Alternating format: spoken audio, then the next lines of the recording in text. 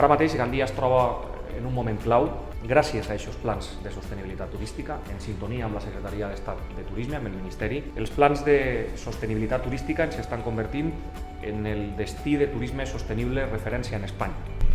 Gandia és l'única ciutat de la Comunitat Valenciana que és capaç de complir, de que li siguen concedits i d'executar 3 plans de sostenibilitat turística a la vegada.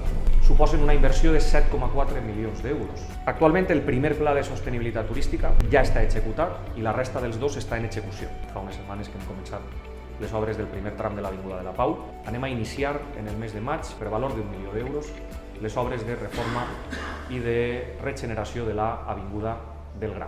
Sortim d'aquesta reunió, la veritat és que emocionats i molt il·lusionats de veure aquest exemple tan clar de com els fons turístics també transformen ciutats i aquí a Gandia s'estan executant d'aquesta manera tan brillant, amb una planificació molt ben estructurada.